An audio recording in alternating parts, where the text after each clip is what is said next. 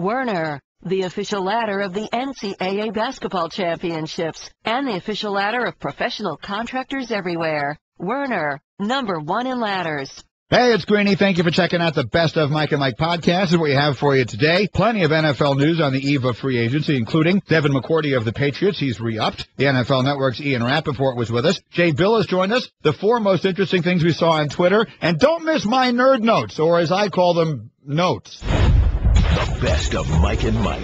Mike and Mike. Good morning. We are back and better than ever from the spacious confines of our normal home at Bristol U. Mike and Mike on ESPN Radio and live on your TV on ESPN2. We are presented by Progressive Insurance. Our guest all morning will be on the Subway Fresh Take Hotline. And before we say anything else, let us say one last time thank you to everybody for a really terrific day on Friday and a very special weekend. It was great to celebrate a 15th anniversary. And, you know, I said all last week as we were sort of building up to it and all the conversation that I was really looking forward to Monday. Yeah. What I really wanted was just to get back to what would be for us normalcy, and it could not have worked out better because we are jam-packed with football free agency news, which obviously we will get to here in just a second. But it turned out to be more fun than I was expecting. It was a really beautifully done day. A lot of people worked very hard to make it that way, least of all us. All we did was show up. So it was a very nice day, and again, our thanks to everybody. And I'm sure you, as I did, got a million nice notes from people all weekend long. So thank you very much. It was just fantastic, all the work that was put in, because, again, we were kind of left in the dark about everything. They wanted some surprises there, and they certainly got us a little bit at the end there with the surprise of the gift that we were given. It was a kind of a family portrait with notes written from each of our kids put on there. Something I saw that, couldn't look at it. Wife immediately looked at it, immediately started crying. I know Stacy did as well. I had to turn away immediately. Me too. I know you did, because I still haven't read them. Because we had. Oh, I know. Luckily, I'm glad they shipped them home, so I haven't had a chance to read them yet. But if I stared at it anymore as you would have, there would have been a lot of silence the last couple minutes of that show. You know what I did? I did the same thing that they tell you to do if you're feeling car sick. I picked a spot in the horizon, and I just stared at it as intently as I could. Because you were right. If I had looked in either direction at the handwritten notes, if I had read one word, it would have been over. I would have started crying. Yeah, that's just what we needed. Yeah, I know exactly. But as Greeny said, and I absolutely concur. It was just an incredible trip, and we thank everybody for it, especially again you out there, the listeners and the viewers. And now we get back into the normalcy of this time of year, which is large men getting paid ungodly sums of money. That, and especially one very large one. We will get to quarterback conversation coming up shortly because, A, that's the most important thing, despite Golic's protestation. We're starting with defensive tackle news. We will get to Mariota and Kaepernick. All of those very much in play. But he is right. We will start with Ndamukong Suh and the insane amount of money that the Miami Dolphins are going to pay him to come to the AFC East. How did that deal happen yesterday? Chris Mortensen. Well, Stephen Ross, the owner of the Dolphins, was determined to get the big prize of this free agent market. And Sue, it's rare when a player who was the second player picked in the 2010 draft by the Lions and that was back before the rookie wage constraint. He got a 5-year, $68 million deal then. To have unrestricted free agency later, and even though the Lions were competitive in talking with Sue this weekend, Ross was determined not to get beaten by anybody. And so that's why we've seen the Dolphins dump a number of contracts, and they are expected to continue to do that to make this deal work when they get the official details down with Sue on Tuesday. Among those who are on the bubble, as has been reported, is Donnell Ellerbe, the linebacker, is the next one is expected to go by the Dolphins, which needed to create that cap space for Sue. That's Chris Mortensen with the reports. Again, the expectation, and none of this stuff can become official until tomorrow, right. Is that the deal is going to be worth $114 million with $60 million guaranteed. Now, we talked about the Lions being competitive. Our Lions reporter, Michael Rothstein, said Detroit offered him $58 million guaranteed. So the difference in the guaranteed money was $2 million, which in the real world is a lot of money. Once you're getting into that area over the course of time, it isn't that much of a difference. But Sue, it became pretty clear as long ago as a year ago that he was willing to move on, and move on he is now to the Miami Dolphins. If you want to look into it, it would have been more than $2 million because there's no state tax in Florida, and we do have numbers on that. That kind of jostles it around. The Lions would have had to offer 64 in guaranteed money. Let me read that exactly. I'm sorry. You know what's a good point. Yeah, it is. Go ahead. Amanda sent this note. Darren Ravel put this out there yesterday. For the Lions or the Raiders, who were other teams that were in it heavily, apparently, for Sue, to equal the after-tax net earnings on $60 million guaranteed dollars, the Lions would have to have gone to 64.9, so basically $65 million, and the Raiders would have to have gone to $70 million. So that is worth putting in the equation. It makes a difference. It definitely makes a difference, and he's going to get about 60 of that million in the first 3 years of this deal. Listen, we knew. I remember when we started talking about Sue on the open market, I said, don't even come to the table unless it's $100 million and 40 to 50 guaranteed, and was I off? I was way off on that. $114 million and $60 million of that guaranteed. Listen, you roll the dice with this. You roll the dice with a big deal like this because, as you heard Mort said, the amount of guys that you have to get rid of or what you have to do to clear that space. But you pair him with a Cameron Wake, who's a fantastic defensive end, a guy named Oliver Vernon, who not many people know about, but he had 18 sacks in the last 2 seasons. You put him on the line. You have Deion Jordan, who hasn't been, they traded up to get him a couple of years ago. So he's a guy that's going to come off the bench as a pass rusher. Earl Mitchell will be another defensive tackle in there. But between Wake and Sue, and this was a defense, especially a line and a whole defense as a whole, that was horrible against the run. And we know the Lions were excellent against the run now. It was a great defense in Detroit. But you're getting a heck of a guy on the inside to help against the run as well, and obviously push the pocket and rush the passer as well. You knew he was going to get this money. The big question is he going to be worth this money? We'll see the amount of shrapnel that falls from it, which is other players having to be cut to fill this. But it's the big deal, and we'll go over the other $100 million players, non-quarterbacks out there, and see have they worked or not. That we talk about this in baseball a lot. The 30-plus guys who sign those 10 years, $200 to $300 million contracts, do they turn out to be worth it? Well, we have a handful of non-quarterbacks who made $100 million contracts. Were they worth it? And that's going to be the big question. There's no doubt he can be the most impactful interior defensive lineman in the game. J.J. Watt's the best D lineman, basically because he's so versatile and can play anywhere along the line. But if you want a guy to clog the middle, push the pocket, there's no one better in the game right now than Ndamukong Suh. And I think teams sometimes look at divisions, at the division in which they play. Look, every team, you got Buffalo, the Jets, and the Dolphins. What is their mutual problem? Their mutual problem is they've been in a division with Tom Brady for the last decade and a half, and he basically wins it every single year. Tom Brady is not Colin Kaepernick or Russell Wilson, one of these guys who runs horizontally. So what bothers Tom Brady more than anything is a push right up the middle. That's exactly and that's right. what you're going to get with Ndamukong Suh. So from that standpoint, I understand it. To me, and this is going to sound like I'm taking a shot at you. I don't mean it this way at all. I would never give this kind of money to an interior defensive lineman, if only because it's so easy to get hurt there. You give all the money to quarterbacks, and what's one of the things they do for quarterbacks in the NFL? They protect them with everything they have. The National Football League has done everything in their power to keep quarterbacks healthy. They don't do anything to keep interior defensive linemen. On every single play, someone is falling on the back of your leg, right? So someone falls on the back of your leg the wrong way, and you've just cut like 5 meaningful players to give Ndamukong Suh $60 million.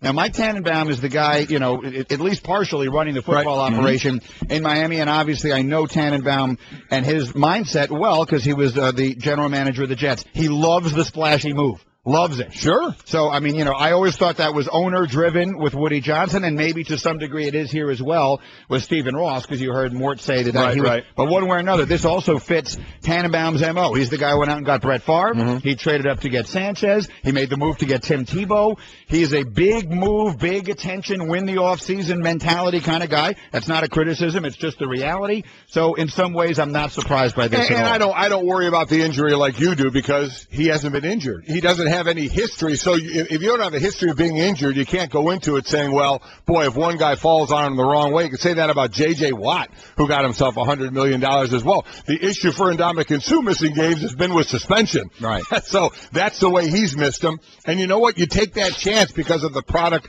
you're going to get on the field. Time will tell. There's going to be a bunch of people screaming and say it wasn't worth the money. Time's going to tell, because it's not just in a vacuum. As Mort said, and we have to keep reiterating, you have to get rid of players to do this. Guys that are could be very crucial to your team. You have to wave goodbye to them to fit a guy like this into it. So how many players does it cost you? And then that's what you start weighing if it's worthwhile or Mike not. and Mike, presented by Progressive Insurance. Last year, over 3 million drivers switched to Progressive. Call or click today. Find out if you could save. Bill Parcells. I think he's a tremendous player. He's certainly disruptive. But that being said, I think when you start looking at production at the position he plays, he's just not capable of getting the same kind of production that an outside pressure player can get. That was Parcells on the herd. Nobody thinks he can. I mean, and that going into it, you're not saying he's going to at all. But since he came into the league in 2010, he has the most sacks by a defensive tackle at 36. Next is Geno Atkins at 32, Marcel Darius 28.5. And Gerald McCoy at 27. So in the area in which he plays, he's as dominant as there is. Understood. That said, you wouldn't pay an offensive guard, with no disrespect to Mark Schlereth. You wouldn't make him the highest paid offensive player in the National Football League. No. They've just made a defensive tackle the highest paid defensive player in the history of the National Football League. I know you're a defensive tackle, right. But does it make sense? In a pass-happy league where you need pass rushers and corners, the guy who's clogging up the middle, is it worth it to give him $60 million? Well, if you need two to block him, it's going to help somewhere else, isn't it? Yeah. I mean, here's the difference with a defensive tackle. Now, you do see the number in 36 sacks that leads the D tackles in 2010, but you're not going to see numbers like you see with a J.J. Watt, who can move around and rush from the outside in that stat line that he has. But what you see is hidden value. What you see is when two guys have to block him, who's free? How free is a linebacker now to make the play? You know, does a different guy in the defensive line get a man-on-man rush because he's taken up two? And even when he's taken up two, does he push the pocket to make the quarterback move from side to side and then somebody else gets the sack? Well, that doesn't go in the stats. There's no assists for stats. So there's going to be a lot of non-box score things out of Ndamukong Suh. Make a runner go east and west instead of north and south by getting penetration. That's what you're going to see out of him and get out of him, that the team will know, that anybody who's playing against that team when they're game planning will know. But this is not a $100 million deal for a defensive tackle, is not a numbers-driven signing. You know, when you give Calvin Johnson $100 million and Larry Fitzgerald $100 million, you want to see 100-some catches, 1,500-some yards, 8, 10, 12, 15 touchdowns. That's what you want to see. J.J. Watt, even, you see it with the sacks, and you saw it. Sacks, interceptions, forced fumbles. An interior he caught guy, some touchdowns, too. Yeah, exactly. An interior guy, you're not going to get those numbers. But you're going to get disruption, which doesn't show up in the box score, but certainly shows up on film. And I think you're making an excellent point. And I would add to it, you're also getting a little bit of nasty. Yes, you are. Right? And a little bit of nasty on a defense is not a bad Nothing thing. wrong with a little bit of nasty. Now, he's taken it to a little too much nasty, which has created a problem. And he's got a track record with the league now. Yes, he does. So he's just one nasty move away from a problem. Yes, he could be costly. But so long as he stays on the right side of that line, bringing a little bit of a nasty to your defense is probably a good thing. I'm with you. Listen, you are rolling the dice with this. There is no doubt about it. But inside the game, you understand the disruption that he brings to a team. And when you put that numbers against $100 million, you may say it's not going to be worth it. But he's so much more valuable than just that the number, that stat that you're going to get on the field. Yeah, would it? I guess the question is, if you were in the position to do this, would you have done it? By the way, Ndamukong Suh has played the Patriots with Tom Brady twice. The Lions were 0-2, were beaten by at least 3 touchdowns in both games. Suh had 1 sack. Brady threw 6 touchdowns and 1 pick in those games. I think one of those was a Thanksgiving game, if I remember it correctly. But my question to you is, if you were running a football operation and you had the option of going out there and signing Ndamukong Suh for $60 million guaranteed dollars, would you do it? Don't answer it now. Okay. Let's think about it for a couple of minutes, and we'll come back to it because we have quarterback news to get to in exactly 60 seconds. Big names that could be on the move as a result of one signing yesterday and a guy who stayed put. Mike and Mike presented by Progressive Insurance. Jay Bilas live an hour and 15 minutes from now, 7:30 Eastern on the Subway Fresh Take Hotline, as we are now smack dab into championship week. Teams are getting their automatic bids. The big conferences get it going soon, and we are just a week away from Selection Sunday. Ian Rapoport from NFL Network today on all the ins and outs of the National Football League moving around. Ryan Clark with his perspective, and Devin McCourty, Super Bowl champ who was staying put in New England, will join us in our studio. Nice deal. In the 9 o'clock hour Eastern time this morning. But one other nice deal that was made yesterday has some people thinking about what the ramifications of it could be. Reading to you from Philly.com, which is the Philadelphia Inquirer. Mark Sanchez staying with the Eagles on a 2-year contract. It's worth $9 million, up to 16 if he were to hit certain incentives, according to NFL sources. Fair enough. Says in the story, the deal suggests Sanchez will have every opportunity to earn a starting spot. Right. Which is reasonable. Yes. I think that's sort of where he is right now. Sanchez is one of those guys that is right on the, on the periphery of being like on a bad, on a team without a good quarterback situation. Maybe he could start. Otherwise, he's a good, experienced backup. He's a valuable player to have. Agreed. So it says here in the Philadelphia Inquirer, that Eagles coach Chip Kelly has a plan in place to move up in the draft and get Marcus Mariota.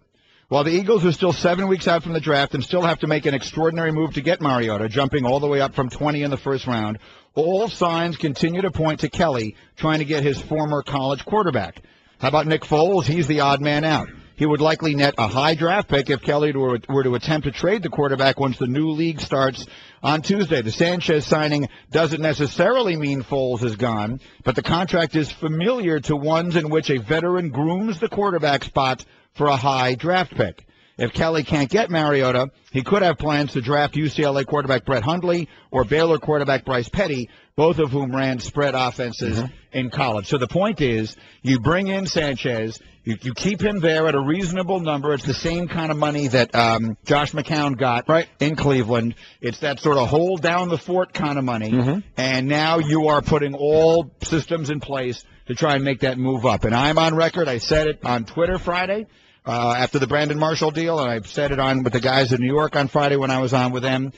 If they want to make that deal with the Jets, I will sign for it right now. Get Foles. You get Foles, and whatever the draft picks that would then also go into it, to go up to 6, to trade back, and they can take Marcus Mariota at 6, assuming they would think they would get him at that spot.Maybe it's the kind of deal you don't make until draft day, and right when you're actually on that clock, and make sure that Mariota's still there. When you got 10 minutes to make the move, that's when because Washington is sitting at 5, they could trade back. All these other teams could trade back if someone wants to jump up and get Mariota. But if Mariota gets past 2 and Tennessee, then it is a possibility he falls to 6.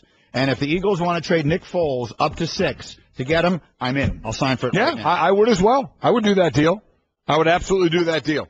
From the Jet side, From the Jet side, yes. I would do that. Side? Oh, well, yeah. I mean, listen. He's in love with Mariota. We keep talking about Mariota and the system now. Do we think that Mariota playing a regular NFL system could be a good quarterback? I would sit there and give him the benefit of the doubt and say, yes, enough to take him that high in the draft. That's when I start to maybe get a little shaky.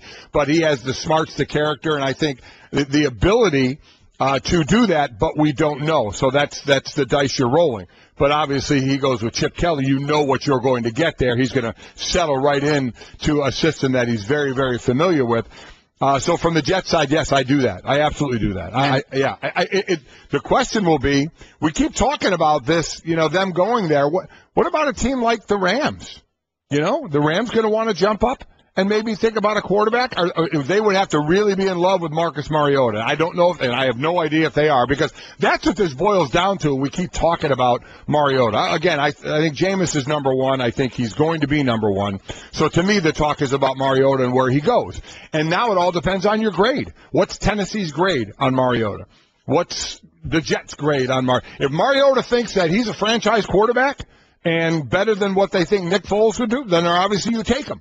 If Jeff Fisher and the Rams think that Mariota's a franchise quarterback, then maybe they try and pop up 5-6 spots to take him as well. Here's the problem. Remember what John Gruden said? Could we dig up, Saruch, dig up what Gruden said to us about Mariota and how you have to put you can't draft. When we had John Gruden in our studio a week ago Thursday, Gruden was talking about what you need to do. If you're going to take Mariota, don't try and just turn him into your prototype NFL quarterback. Tailor your offense to what he does. Well, so you have to be willing to do that. No, you don't. That's John's opinion you do. It doesn't mean the team's going to do that. John can say it all he wants, but John's not coaching the team, and I don't think you do that. I don't think you bring him in and say, okay, we're running the Oregon offense. Not a chance. I think what you do is you find the mesh point of being able to do that, of finding his abilities and how to maximize his abilities while still running more of a pro-style offense. You call it pro-style anymore. It's kind of a hybrid on what you're going to do. But listen, I respect the heck out of John. But I'm not bringing in Marcus Mariota to my NFL team that I'm running and saying we are now changing our offense completely and running the Oregon offense. Well, I read something interesting about what it sounds like the Rams want to have happen. They're sitting at 10 right now in the draft. I can take you through that coming up in a minute. By the way, on Nick Foles, there are only 2 quarterbacks who have started at least 15 games the last 2 years who have a higher winning percentage than Nick Foles does. And those 2 quarterbacks are Russell Wilson and Peyton Manning. Foles 14-4 as a starter. Say what you will about how good or bad or system or otherwise you think he is. Whatever the Eagles did that fell apart last year, a lot of that happened with Sanchez at quarterback, not with Foles at quarterback. Foles is 14-4 as a starter in his 2 years. Obviously had the injury last year in Philadelphia. The best of Mike and Mike. Geico presents Strange Savings Stories. Astronomers detected an interstellar transmission. It stated, Geico, 15 minutes could save you 15% or more. The implications were staggering. Was the cosmos telling us we could all save hundreds on car insurance with Geico? Or did their radar merely pick up a signal from the nearby Rufus and Clyde's morning show? We may never know. Geico, 15 minutes could save you 15% or more on car insurance. Mike and Mike. I know we've named them Nerd Notes, but these, quite honestly, are Greenie Notes. They're Greenie Notes. Yeah. Which Greenie Notes versus Nerd Notes really interchangeable. It really is. Just like Fat Tuesday and Tuesday for me. I've got 1 from college basketball, 1 from Major League Baseball, 2 from the NBA. What do you want first? Give me college basketball. College basketball. Kentucky goes into the postseason unbeaten, as we know. Just how good are they defensively? They held opponents to 35.1% from the floor this year. That is on pace to be the best by any NCAA tournament team since seeding began in the 78-79 season. So they've been seeding these teams now for darn close to 40 years. They have. And this is the best field goal defense that any team, if they go on this pace and they still have to play in the SEC tournament, the best of any team in all of that time. And in a offensive, fast-paced world we live in a lot of sports, it's good to see that dominant defense be there. Let me give you baseball. Disaster in Texas. Yeah. We know about Yu Darvish. He's got the ulnar collateral ligament. Just how good has Yu Darvish been? Here's a number for you. He has struck out 30% of the batters that he has faced. The highest rate by any pitcher in his first 3 seasons ever. In baseball history, no pitcher struck out more batters or at a higher rate than Yu Darvish in his first 3 seasons in the majors. Now, obviously, he comes over and thus was more experienced than a kid coming up out of the minors. But still, they've been playing baseball an awful long time. And no one has ever struck out batters at a higher rate in his first 3 seasons than Yu Darvish. And the shame of it is 3 letters, UCL leads to 2 words, Tommy John. Yeah, Tommy John, IR, all kinds of other problems, or DL in that case. And all kinds of other problems. All right, the last 2 were from basketball. Russell Westbrook, there are a million stats connected to him right now, but here's the one I like the best.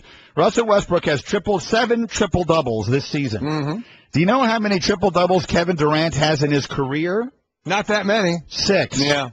Russell Westbrook has 1 more triple-double this season than Kevin Durant has in his career.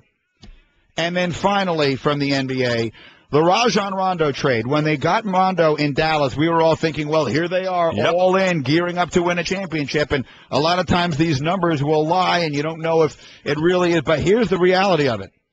On December 20th, the day Rondo made his debut, the Mavericks were 4 games out of first, and they ranked first in the NBA in offensive efficiency, number 1. They are currently 10 games out of first, and since his arrival, their offensive efficiency is 14th in the NBA. So they've gone from the most efficient offense to right in the middle of the pack in offensive efficiency since the day Rajon Rondo made his Dallas debut. We talked about him butting heads with Rick Carlisle as a reason he may not be there next year, and I think these stats, these Nerd Alert stats, may go along with that as well and why he'll be somewhere else. Nerd Alert with Mike and Mike, and our Sports Center brought to you by Scott's. It's that time of year. Who's the number 1 seed going to be?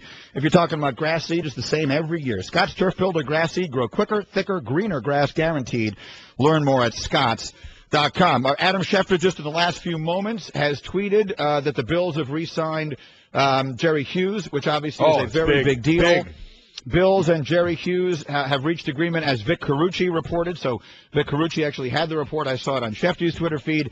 Deal is 5 years, worth more than $45 million. So the Bills are spending a bunch of money. Yeah, they just re-upped Shady McCoy, and that was a big one there, where they're going to be able to do Hughes again. He and Marcel Darius and Mario Williams. What a threesome they have on that defensive line with those guys.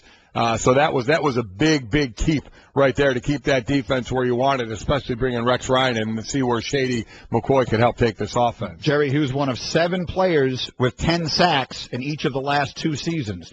So he's been highly productive. Look, not going to be a lot of fun for Tom Brady in that division. The Jets have a very, very good front defense, and they've got now Todd Bowles, an aggressive defense-minded coach. Rex is in Buffalo with what was already a really good defense, and Ndamukong Suh is in Miami. So, I mean, clearly the Patriots are still easily the team to beat in the division, but it ain't going to be a lot of fun for Tom Brady. So now I will ask you my question. If you were running a team, you are a former defensive tackle, and if I made you the GM of an NFL franchise, and I made Ndamukong Suh an unrestricted free agent, would you go financially where the Dolphins went to bring him in? You know, obviously, you can't do it in a vacuum. You have to see what you're going to lose to get him. But generally, you ask me that question, I would probably say yes. Now, normally, again, you compare it to baseball when you make these big deals to older players. I think he's, 28 years old. Different shelf life for football players at times as well in production. But I think I would. I know a lot of people are doing the Albert Haynesworth comparison, but I don't think they compare. There have been questions about Haynesworth and his work ethic all along, to the point where I even ran the shuttle drill, the conditioning test that he didn't make in Washington. There's been no questions like that about Suh. There's been no injury history with Suh. It's only been, can you stay on the field because you're overly aggressive or dirty at times. So I think I would have to say yes, Greeny, as much as you maybe don't want to put that much of a salary cap hit with one guy. I think it could be that important to your defense. The only 2 games Ndamukong Suh has missed in his career were via suspension. So he's never been hurt. No. And he is a great player. But would you spend all of that money on a defensive tackle? That is the big question. I've said it. My answer is no. The best of Mike and Mike. Mike and Mike. Let's bring in our college basketball buddy, Jay Bilas, who was terrific, as always, on Carolina Duke on Saturday night.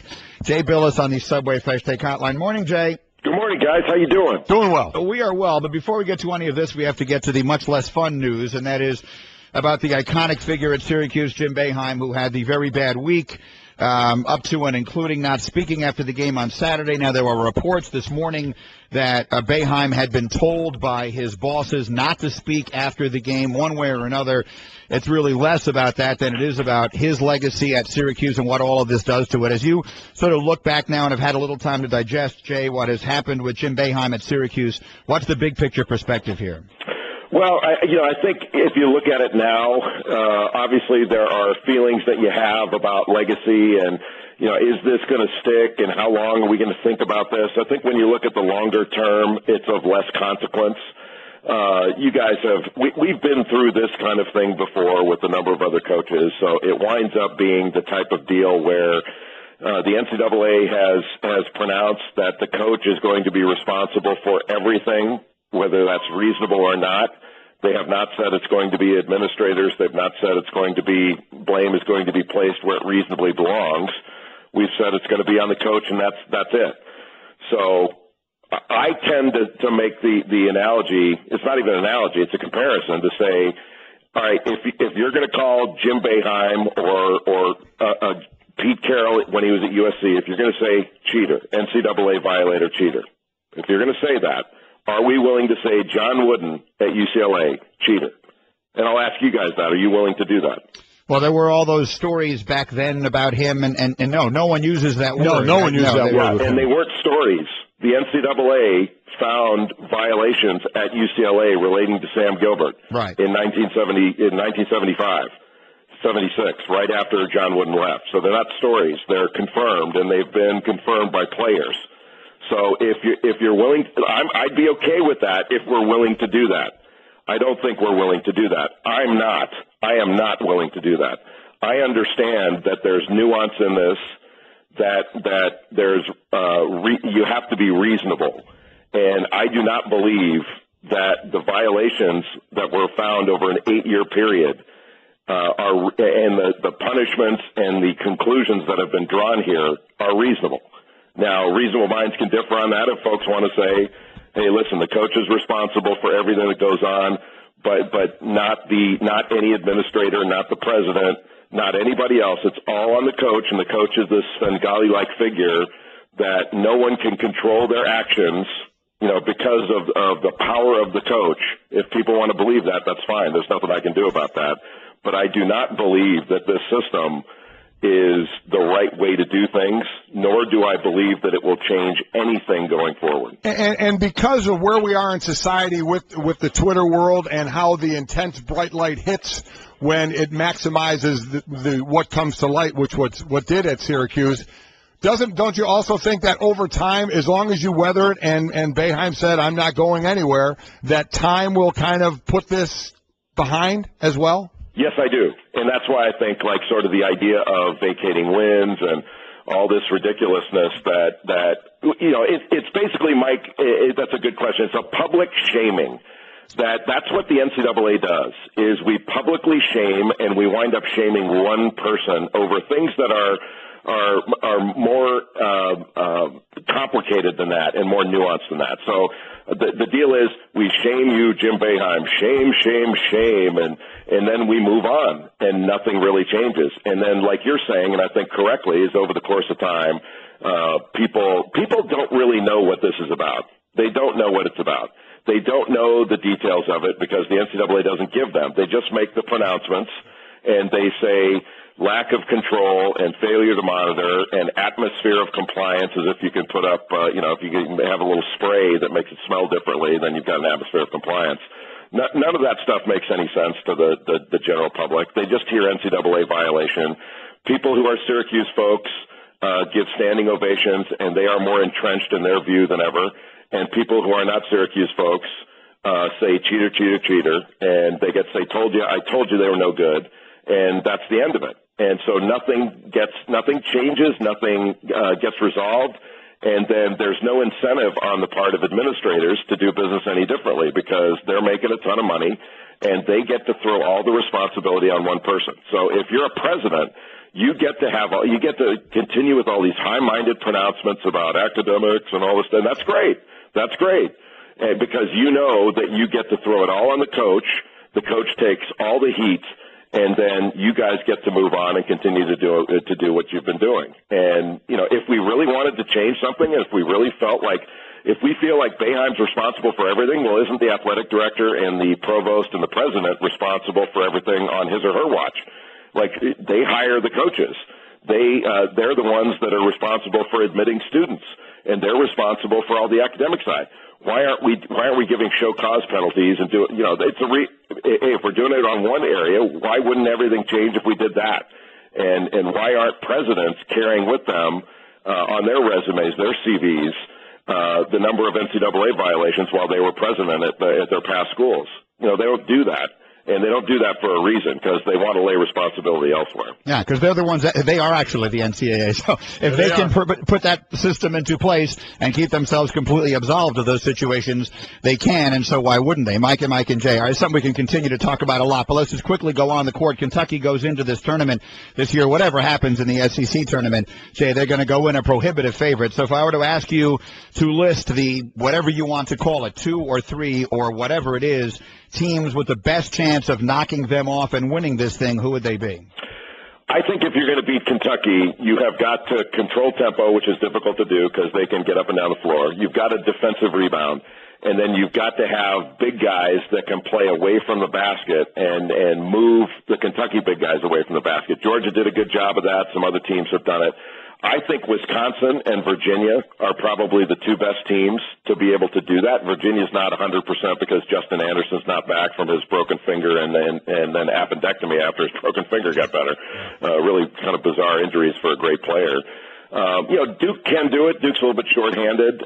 They don't have quite as many players and they don't have quite the depth. And the depth is really the issue because Kentucky brings so many big quality players at you that it's kind of like a prize fight. Toward the end, you're going to lose your legs, and it's going to ultimately get to you. And they are.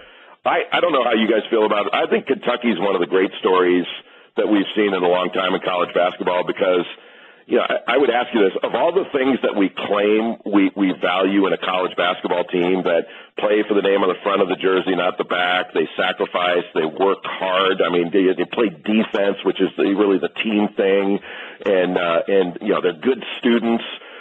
We claim we don't like the one and done thing. They've got 6 guys that came back. They've got a couple guys that came back twice that are really good players. So what about Kentucky that we claim we value do they not do? Do they not exhibit? And I think it's really interesting. Yeah, they do everything except that John Calipari is their coach, and so there was just an automatic assumption along the lines of what you were talking about before, that there was something untoward going on, and that's completely, whether it's fair or unfair, that just sort of goes with him, right? Well, I think that's part of it. The other part's Kentucky, but it really is amazing. Like these players, they're really good guys, and watching them interact with each other, they go against every stereotype of the narrative of this one and done business, and they've been exemplary in every fashion. I mean, it's really been amazing to watch. They were playing against Georgia the other night. I was fortunate enough to be there for the game, and the game's tied at halftime at 32. Georgia hits a shot to go into halftime off the glass, and the place is electric. And Kentucky came out like they were playing to warm up in the second half, like they were playing in a pickup game. And nothing I'm not saying they were disrespectful in any way, or they weren't aware of the moment, but they were not bothered by the fact that they weren't tense or oh my God we could lose or let's go, wait, that's a problem.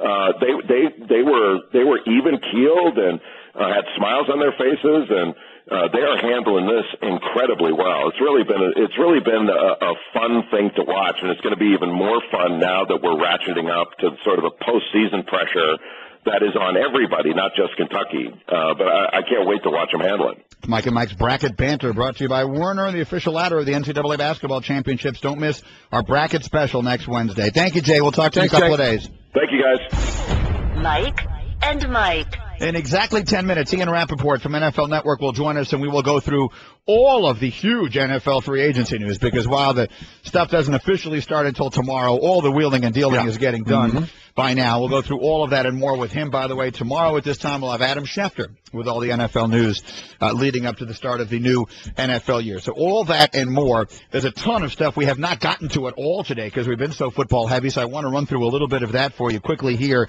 But first, again, our sincere thanks to everybody. Friday was a really special day. There were a lot of people here at ESPN who worked very hard to make it that way. Our endless gratitude to them. But even more important than that, it was made that way because of all of you who got up and watched. And I got a million nice notes this week, and it was just a really great experience. So thanks to everybody for helping us celebrate 15 years. And it's nice to be back and sort of just doing our regular show. Yeah, we're both of them. Neither one of us really dig the spotlight being like the whole show about us and all that. We wanted it to be about our listeners and our viewers. That's why we said we wanted to make sure there was a big giveaway. We had the big contest, the trip giveaway. Hopefully by tomorrow we should be able to announce who those winners are, and they get to choose between the Greeny trip or my trip, which were fantastic trips to give away. But it was a very, very nice moment. And, again, it was nice to have, our wives there. I know your kids are there. My kids weren't able to make it in, but they obviously were part of it, and the letters they wrote to us, given to us as part of a gift with a picture. So it was very nice. Well, listen, we are a family show. We've never tried to hide that fact. We're very proud of that fact, and that's going to continue. Anyway, so thanks again to everybody. Ian Rapoport, 10 minutes, Subway Fresh Take Hotline. Let me go through some of the other stuff that we really haven't spent much time on this morning. And I want to start with Russell Westbrook. And what Russell Westbrook is doing right now is just ridiculous. I mean, you're never seeing, you've basically almost never seen a player fill a stat sheet the way Russell Westbrook has over the course of the last 6 weeks. He had the most assists in a 30-point triple-double since Magic Johnson in 1989 yesterday. He's got 7 triple-doubles this season. Kevin Durant in his career has 6. So let me ask you this question. There's a million different ways to look. MVP, he probably isn't going to win MVP. He's not going to win it, no. He probably isn't. I'm not 100% sure he isn't, but he probably is. I don't think he is, right. Let's put that aside for a minute. Right now, is Russell Westbrook a better player than Kevin Durant? You're talking about the MVP last year. Right. I mean, if you were to say who's the best player, if you're just having a conversation with someone, take MVP out of it, all that other stuff. Basketball is the kind of sport you do this, right? Who's the best player? Right. LeBron's the best player. LeBron remains at this point the best player in basketball. I don't think almost anyone would disagree with that. I think Anthony Davis is the guy with the highest upside. Ceiling, yep. But if you're going to say right now behind LeBron, who's just the best basketball player who does the most things well? Well, I mean, is it not this guy? You know what else we are is a what have you done for me lately society, and Russell Westbrook has been out of his mind lately. So do we put him number 2 right now? Which you can do, but that's different than the question. Okay, going forward now, Oklahoma City, you can only have one of them, Russell Westbrook or Kevin Durant. Do you think the majority are going to say Russell Westbrook? I don't. I don't but either. Should they? I don't see. He's playing great now, but again, this is the society we're in. The microwave right now. He's great. So do we cast aside the other great player on our team and keep this one because he's playing great right now? I don't know if I go that far. Now, are there legitimate concerns with Kevin Durant and his foot? Remember, what he got repaired was what already was broken in his foot and the screw that was in there, and you hope the screw, whether it was a smaller screw or a screw without a head on, whatever they did, makes a difference, and he goes on, and there's no more pain in there. But if you throw that, you have to, if you want to throw that into the equation as well. But no, I don't think I go that far. He's a great player right now, but am I going to get the wrong term to use? Am I going to get blinded into thinking, okay, going forward now, Oklahoma City can only have one player, and it's going to be Russell Westbrook and not Kevin Durant? I don't think I'm going that far. I don't think I would either, but I'm not sure that wouldn't be a mistake. Russell Westbrook, as ridiculously good as he is, I think right now is underappreciated and undervalued. People have always looked at what he didn't do because they viewed him as the Robin to Kevin Durant's Batman, and I think that might actually, in retrospect, have been a mistake. Very quickly, a couple of other notes. Tim Duncan, no field goals yesterday. First time in his career. Mm-hmm. First time he's ever played an NBA game and did not make it. Oh, they won, by the way. Yeah. And they beat Chicago in a nationally televised game. But 0 for 8 from the field. Yeah, that was, something I never thought you'd see. And 2 other notes we haven't gotten in today at all I just wanted to mention. A-Rod played third yesterday, had one chance in the field, handled it fine. Made the play just fine. He had a double. It was a looping, a high pop fly. To call it a double would be an insult to doubles everywhere. Over first base. Nobody decides just let it fall. It, bounce into the stands for a ground rule double. He's 2 for 6 right now, though. And, the one play he was asked to make a third, he did. I think still a little too small of a sampling. To sit there and say, oh, yeah, he's back, or, oh, my God, he's going to be horrible. I think we have a little ways to go there. And then, perhaps because I was traveling a lot and we were down at Disney World for most of the weekend, if there was, a lot of rumbling about Cliff Lee being hurt, I didn't know about it. Yeah. And then all of a sudden on Twitter, I read the statement yesterday released by the Phillies.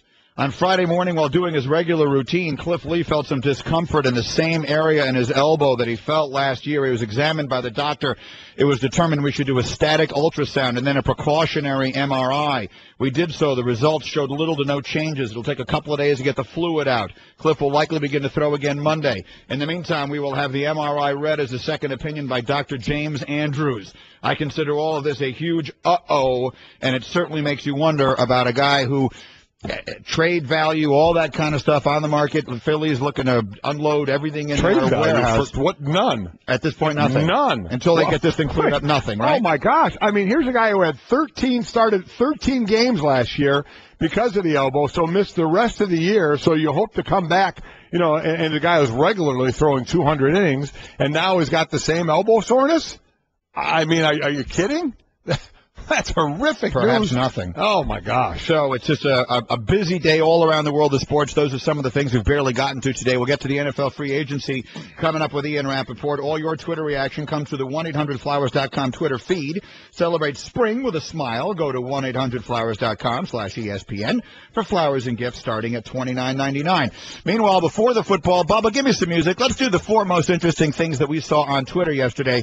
One of them does come from baseball, Mike. I remember the midges during that playoff game the Yankees were playing in Detroit. Well, we have a whole other different kind of insect attack. Yeah, these were midges. These were bees. Angels and Kansas City Royals were playing a spring training game that had to be delayed twice because a swarm of bees that basically tornadoed around the field and then clung to a microphone that was behind the backstop. A ton of bees. So twice they had to delay the game as people were just scurrying away. And I thought, what was it? Ned Yost had the best line, the manager for the Royals.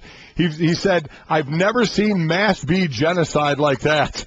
He said, "You just get the smoke, you put them down, you shot vac them up, and then you release them, outside the stadium." But 2 delays for swarms of bees. All right, Mike and Mike, the 4 most interesting things that we saw on Twitter yesterday. I love this one. Have you heard about the hashtag dancing man phenomenon? This is tremendous. So this guy in London is dancing at a club. And he's just a big, heavy, overweight guy. He's very overweight. But he's dancing, and he's enjoying himself. Absolutely right. And someone takes a picture of him and posts it with this really nasty tweet, basically calling him a specimen and saying he was dancing, and then we all started laughing at him, so he stopped. And there's another picture of him looking kind of sad and forlorn. Well, this got out thanks to a journalist in L.A., and the next thing you know, you've got celebrities all over the place. Pharrell and Ellie Goulding and all sorts of other celebrities are putting together these huge dance parties for Dancing Man. Good for him. And like they're calling it like, sort of attacking these people who are fat shaming him.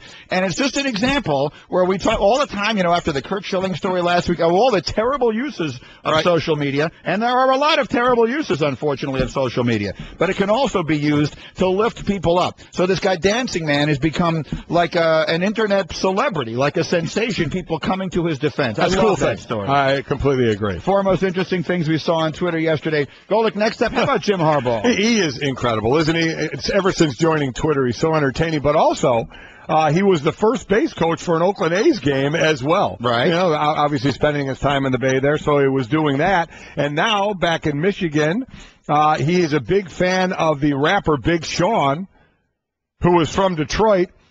And this is what Jim Harbaugh, tweeted out.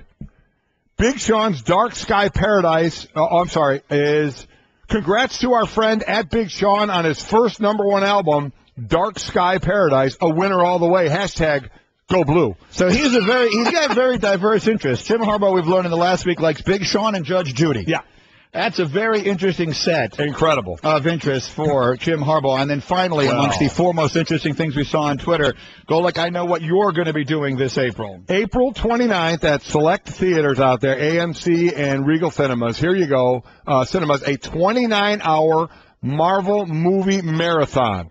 It's starting at 6 o'clock at night and running straight on through. You have Iron Man, Incredible Hulk, Iron Man 2, Thor, Captain America, First Avenger, The Avengers, Iron Man 3, Thor, The Dark World, Captain America, The Winter Soldier, Guardians of the Galaxy, and then it tops off with Avengers, Age of Ultron. So you're going to get early access to the new Avengers movie. The whole thing will cost you $65 to go watch the entire thing. Now, let me ask you this. Of these films, so this is right up your alley, which is the one you're most excited about? What's your favorite? Well, I mean, I'll be looking forward to seeing obviously the new one. But I mean, as far as the other ones, I'm a big Thor fan.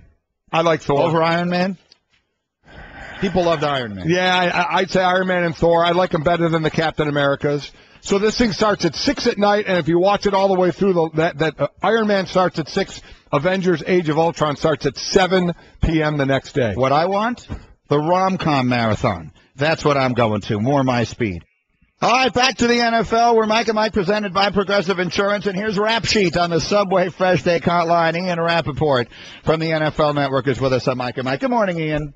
Good morning. What's happening, guys? Well, everything of the world seems to be happening. Yeah. Let's start with this report. It came out of just really one place on the radio. Jason Braddock of Sports Talk 790 in Houston reporting the 49ers are looking to deal Colin Kaepernick. Now, Trent Baalke has steadfastly denied it, and I can't find anyone else who believes it. I know everyone's been making their phone calls. Ian, do you think there's any real chance that Colin Kaepernick is going to get traded? No, I really don't. No, I think I do have an understanding for where this came from, I guess, as you try to sort of figure these internet rumors out. I do believe there is a team that called the Niners on Kaepernick just to gauge their interest. And from what I understand, that conversation didn't go anywhere. And, you know, this sort of happens this time of year where everyone's calling for everyone, seeing who's available, and sometimes these conversations get out, but most of the time they amount to nothing. The 49ers are not trading Colin Kaepernick. So then let's move on and start to look at some of the situations and spinning them forward. And Ndamukong Suh gets a ton of money from the Miami Dolphins. Yeah. But what does that mean for the rest of the team? Who gets caught in the shrapnel of this, and how much does it hurt, if you think it hurts the team at all? Well, they've actually done a lot of this work already. They're cutting Philip Wheeler, one of their overpaid linebackers from a couple years ago. Guy actually played really well in Oakland and then came to Miami and not so much. Donnell Ellerbe might be gone. Brandon Gibson, another guy, receiver, is gone. And, you know, I think the biggest question now is what happens to Mike Wallace? Mm-hmm. You know, do $10 million, more than $10 million a year. They're a big free agent signing from just a couple years ago. You know, I know there have been some talk of potentially taking a pay cut from him. I know from what I was told, the Dolphins looked around about possibly trading him. At this point, they're still trying to make their decisions. But, you know, when you pay a guy like Ndamukong Suh that much money, to me, the biggest question isn't right now. It's what happens if Ryan Tannehill becomes a superstar quarterback? What happens if he goes out and kills it and they make the playoffs? Then can you afford the highest paid defensive player in the NFL and a quarterback who's going to get paid like quarterbacks get paid? That's the question. Ian Rapoport is with us from NFL Network at Rapsheet on Twitter. If you don't follow him, you should. I'm just curious, as the people you talked to around the league yesterday, what was the reaction to the Suh contract? Because, look, is he a great player? Absolutely. He's durable. The only 2 games he's missed in his career were because of suspension, not because of injury. But it's quarterback money on a defensive tackle. What was the reaction you were hearing around the league yesterday? It was different from what I thought it would be. Because I thought, you know, like when Albert Haynesworth gets his huge contract, I think there was some people in the league say, oh, well, you know, the potential is there, but then, you know, there were others who just sort of laughed. This is not like that. Suh is a great player. He is a great, great player and definitely one of the best defensive players in the NFL. And when you get out onto the open market, you get paid a little more than you probably should, which leads to him, you know, likely getting this huge $18 million a year contract. So I think there were, at least from the people I've talked, I mean, it's a huge number, and everyone, I got a lot of texts that were like, are those numbers real? The proposed numbers are real. So it's really, people can't believe that a defensive player is getting paid this kind of money, and I guess some wondering about how it affects other deals, like, for instance, how does it affect Darrelle Revis? Is he going to want to be paid more? You know, these are all the questions that linger, but I didn't hear a lot of laughing because I think everyone knows that Suh is a great, great player. And let's stay with what the thoughts are around the league now. Let's move to the Philadelphia Eagles, who, between Maclin and Shady McCoy, both gone from the team this year, is 44% of their offense from last year. So what's the perception and the thought around the league about what Chip Kelly is doing in Philly? A lot more questions. You know, when you're Bill Belichick and you let great players go over the years, as they've done, as they just did with Vince Wilfork, there's an understanding that with that comes, okay, they've won a lot of Super Bowls.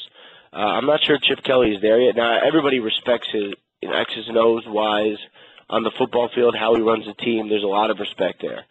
But it has raised some questions about what do they have in mind. Now, I don't think they went into this saying, all right, we're going to lose, you know, Maclin likely to Kansas City. We're going to lose Shady McCoy for a linebacker coming off an ACL.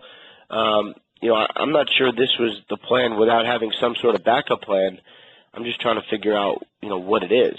They were in very hard on Devin McCourty before he decided to go back to the Patriots. They will likely be in on other sort of second-tier receivers and other defenders, looking at some edge help when free agency starts on Tuesday. But, is this system strong enough to really just take anybody and put in there? I think we're probably going to find out this year. Mike and Ian Rapoport. We'll have Devin McCourty, by the way, in our studio in an hour, so we'll talk to him. Again, he's going back to New England. The real question I have with Chip Kelly is he going to move heaven and earth, do whatever it takes to find a way to get Marcus Mariota? Do you expect him to? I expect he will heavily explore that. How many? I don't know what the record for most Oregon Ducks on a team is. I guess I would assume your researchers probably are on that. But he's getting there. If you're an Oregon Duck, he is going to want you. And I'm sure that he has laid the groundwork for what might, as really every team has right now. What might happen what if he falls to 6? That would be a spot where you'd say, all right, the Jets are building. Maybe that's a spot he makes a run at it. The only question I'll raise is, it's a system that's really strong that has been successful with all sorts of quarterbacks. With at Oregon, it's been running or throwing quarterbacks. It's been Mark Sanchez. It's been Nick Foles. 2 years ago, Nick Foles was one of the most efficient quarterbacks in the NFL. So does he really need to spend all that capital for a quarterback who can run his system but do it as some of these other guys have done? That's what shouldn't the system not make you spend all that capital and trade for your quarterback? So 2 guys, as we get forward tomorrow when guys can start signing deals, what do you think their future may be? Let's start with DeMarco Murray. Well, I think DeMarco Murray's market probably got a lot better with the LaShawn McCoy deal, with the Marshawn Lynch deal. He's got obviously a lot of interested suitors. I think Dallas is really trying to be in the mix, but they are extremely disciplined in how they've gone after it, so I don't think they're going to overpay. The teams to watch, obviously the Indianapolis Colts is a big-time team to watch. The Arizona Cardinals, the Jacksonville Jaguars. I know the Oakland Raiders are interested in a big-time running back. Those are the teams to watch. I think his market is still trying to get sorted out right now, but it does seem that he's going to get paid a lot more than any running back did in free agency last year. We know that. And then Julius Thomas. Well, a lot of competition for his services, too. I would keep an eye on the Jacksonville Jaguars there. They are spending. They tried extremely hard to spend on Devin McCourty. I think, I know he's going to be in studio with you guys in a bit. I would guess he was surprised at the pitch that the Jaguars gave him. They gave the same to Thomas. I know there's other teams interested, the Oakland Raiders, for instance, but I know the Jaguars are pushing hard there. How about Revis? Well, the ball is in the Patriots' court. I would expect a decision of some sort today. This is the deadline for them to pick up his option on his contract, and they could just do it. They could just pay him $20 million and run the clock out and wait. But I would expect both sides to try to make a deal. And if they don't, we know that teams are waiting, particularly, Mike, your New York Jets. Yeah, that's the interesting one. The Jets have had a very interesting offseason, and is Revis going to be like a mercenary, like one of these one-year deals all over the place kind of guys, or is someone going to give him a long-term contract here? I don't think he wants to be a mercenary guy. He wants – okay, don't get me wrong. Revis, as we know, will get paid his market value. That has been consistent throughout his career, no doubt. But I don't think he wants to be a mercenary type of guy. So I would expect a long-term deal with the Patriots or a long-term deal maybe with the Jets. I know he has other options, but at this point, those seem to be the strongest options. Very interesting stuff. Mm-hmm. It all gets going officially tomorrow, but obviously teams have jumped the gun on that in a lot of places. Ian, it's always our pleasure. Thank you so much. We'll see you soon. All right, thanks for having me. Mike and Mike. Super Bowl champion Devin McCourty with us here on Mike and Mike. Golic is having all kinds of trouble with his microphone. He's just so excited to see Devin here. That's a good thing. Yeah. He can't control. How are you, Devin? Welcome. I'm doing well, man. No complaints here. And before we get to anything else, we talk about Twitter being a mean place, and sometimes Twitter can be a very mean place.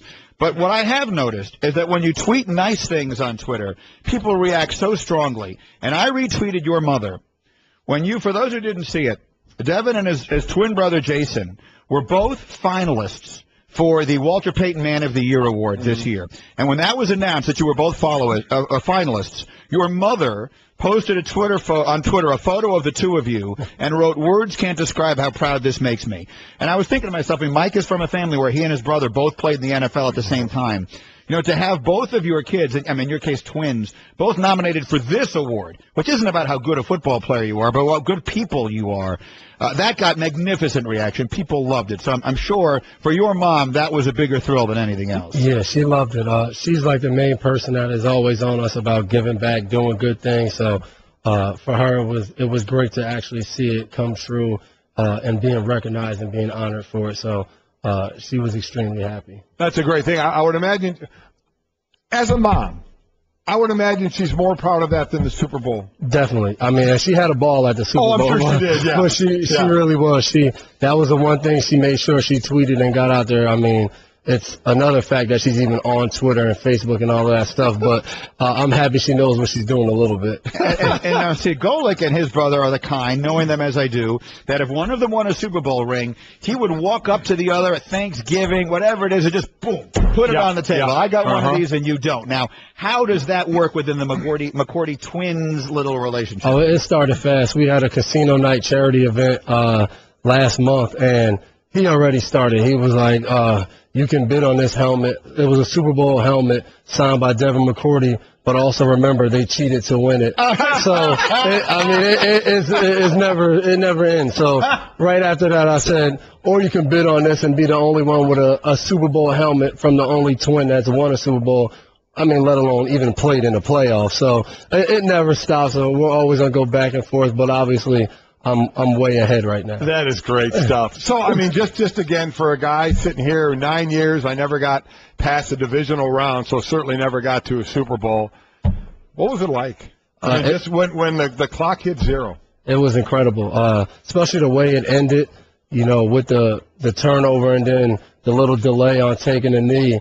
I mean, we're up and down the sideline nonstop, so we started about 20 seconds early, but when that confetti started coming down, that feeling, it's indescribable. You know, you always say you have no regrets and you don't want to live things twice, but that was one feeling I would love to do again. So it's great, and I know staying in New England, I have a chance to do that again. I'd say so. Yeah, again, for the Devin McCourty agrees to a new deal with New England, going to be there for the long haul. We'll see what happens with your teammate Darrelle Revis. We'll get to him in a minute. But I want to talk about another teammate of yours, and that's Malcolm Butler. I mean, we had him on the morning after the Super Bowl. Here's a kid who, I mean, his path to the NFL and to this moment about as unlikely as it possibly gets from junior colleges and all that kind of stuff. And all of a sudden he makes the biggest play in Super Bowl history. And when he came on, it was a magnificent testament to your team because he said he was just doing his job. It was something that was covered in practice. He did his job. He saw the play. He recognized it. He broke on the ball, and he makes the biggest play of all time. Can you take us through that play and take us through what you witnessed with Malcolm Butler? Oh, I mean, to think about this kid, I remember maybe week 13 or 14 on a Thursday, the linebackers watched film, and we just walked in, and we happened to be going through all the guys' college film that was on the system, and we pull up Malcolm's film, and I mean, we were cracking jokes on him because it looked like high school, you know, and to see a guy like that come in so humbled and just working to try to get on the field, and then he gets in that huge moment, and to me it's incredible because he could have been thinking about so many different things, but he was so zeroed in that as soon as they came out, all he was thinking about was the pick route that we talked about, you know, throughout the week, you know, red area, low red area, they like pick routes, and he could have been wrong. They could have ran a whole different route, but he knew that one thing, and he played to it, and he made an incredible play. He did, and talked about, again, you know, how he went through it in practice and such. But before that ball was snapped, I know me sitting at home thought it's either Marshawn Lynch or play fake to Marshawn Lynch. I mean, were you guys thinking, I know given by formation you think of different plays, but was that the general thought that it's going to be going to him? I think probably the only three guys that thought it was a pass was the three corners that was in the game, Reed, Browner, and Malcolm. But I think everyone else thought it was going to be some type of zone read, whether it was Marshawn Lynch running it or Russell Wilson keeping it and either having an option to run or pass. You know, we just knew once they got close to the end zone, there was usually something involving those two guys.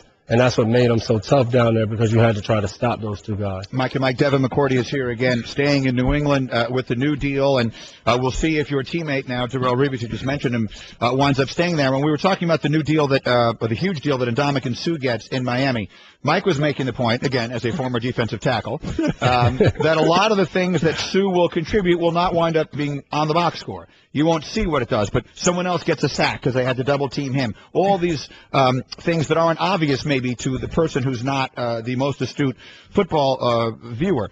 So what does Revis do in that regard for you? Having him in your secondary, how did that change your life? And what does he do for you by being on the field? Yeah, I think it's similar to what Mike said, just because he's a guy that, whoever we put him on, I mean, it showed throughout the season, that guy could be averaging 8 catches, 10 catches a game, and now all of a sudden he's going to have 2, maybe 3 catches that game. So when you got a guy that can do that, and obviously he doesn't come out of the season all the time with 5+ picks, but a reason for that is because he's not going to be thrown at a lot. He's going to take guys totally out of the game. So for us, it gave us a chance to do a lot of different things defensively.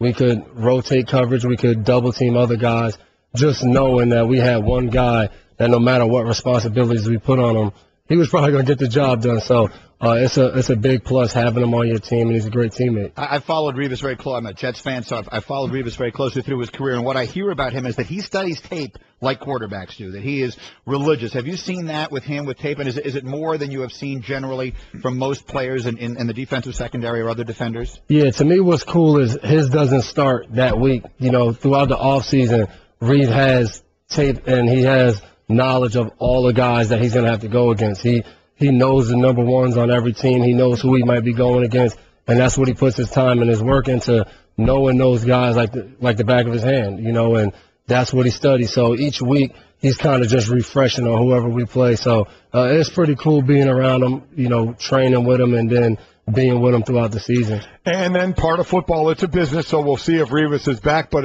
we see Vince Wilfork won't be, a guy you played with for a little while there, and a guy that you put him up front, a lot of things aren't coming straight at the middle on you because he's there. So how will that be? I know it'll be hard to tell yet, but knowing he won't be there. Yeah, it's similar, like you said, with Suh, a guy that it's not, for me playing with him for 5 years and seeing it might not always be 10 sacks in a season, but he causes so much havoc up front.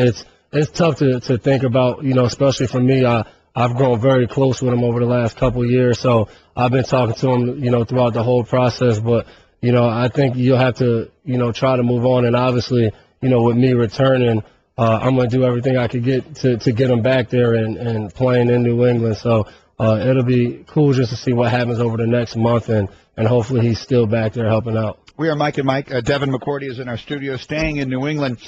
People that we talk to who know him well tell us frequently that Bill Belichick is hilarious. We hear that from people all the time. He's got unbelievable amounts of personality. He spent a summer on tour with Bon Jovi, and he doesn't show any of that side of him to the public. Have you seen that side of him? Have you seen the hilarious Bill Belichick? We see it every morning. I think, the NFL could help out, by maybe cutting it down to maybe 3 times a week where he does media. And I think that might, give him a chance to show his personality a little bit more, crack a couple jokes. But, you put him in front of that camera, 6 times a week, you probably won't get the funny Bill Belichick. So maybe if they cut it down and, get him to 3 times a week, you'll see a couple more jokes. And the other thing that we've heard about him, and I thought this was a fascinating story, was that he will walk up to a player in the hallway. If you're just walking down the hallway one day, just innocently minding your own business in the building, and he will walk up, stop you, and ask you a question about your assignment. I think one of the examples was, who's the third guy in on kickoff on this team, and what is his go-to move or something like that. Have you had that happen to you? Does he walk up to you and ask you stuff like that?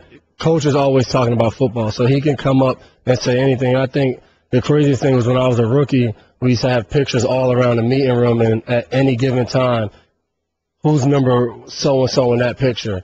And, you come in there as a rookie, only there for 3 days. Obviously, a lot of the names that you always hear on TV, but a lot of times we would sit there and you don't know.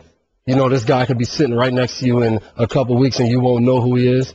And you'll sit there as a rookie like, I didn't know we were supposed to know the whole lot. And I remember as a rookie, it's nerve-wracking when he does that to you, because you feel so bad that you don't know a guy that's been playing in the NFL, and he'll read you his stats, what he means to the team, it gets pretty serious when that happens. Oh, that is hilarious. I'd imagine that make a few people nervous. Did you think that it will work out and you'd be back? Were you prepared to leave if you had to leave? Where was your mind before this got done? Yeah, starting Saturday at 12, it kind of really got hectic, you know.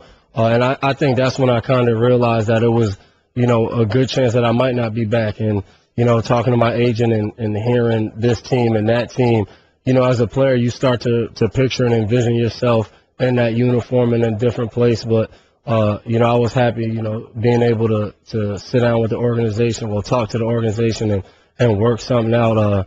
It was great. And I was also happy that I got to go through this process and see how it all really was. Would you have been bummed out if you were tagged, franchise tagged? Players hate that today, don't they? Yeah, like I told someone, if it was the worst case scenario that I would have made, you know, maybe 9.5, I would have been happy to make 9.5. But, I mean, all players want some type of security, some type of long-term deal, and, you know, the 1-year tag, it doesn't do it. Okay, so this leads, I got to ask this. I just have to. So, listen, you and your brother, obviously, the man of the year stuff, we know you're going to do great things with this money. So I'm prefacing about all this so I can get a real answer out of you. I know you're going to do great things with this money, but you're getting a lot of money. So what's the first play thing? What's that thing just for you that you're going to buy? You're going to get me in trouble because I got a girlfriend. So if I don't say a ring, I'm going to get in trouble. But let me just say this. It's better to live on the edge, you know. So I'm with you. I'll preface it even more. Not including her because that'll be something separate. Just for you. I'm gonna get a new car. We'll push the ring. You know, we got time. We got long lives in front of us. So I'm gonna get the car first. Obviously, she's not standing here looking directly at you at this moment. This could be an enormous amount of trouble that we're finding for ourselves here. Devin McCourty in our studio, and you'll see him all over ESPN all day today. And again, more than anything else, a terrific football player. Absolutely, yeah. I was so moved by that. And again, the reaction that I got when I retweeted that from your mom of how proud she was. 2 identical twins. Yeah. Very cool. Not just playing in the NFL, but both nominated for the league's most prestigious award that has nothing to do with football. A job well done. Congratulations. Thank you. Thank you. This has been the best of Mike and Mike on ESPN Radio Pod Center. To hear more from Mike and Mike, log on to ESPNradio.com and become an ESPN Radio Insider. The best of Mike and Mike. Werner, the official ladder of the NCAA basketball championships and the official ladder of professional contractors everywhere. Werner, #1 in ladders.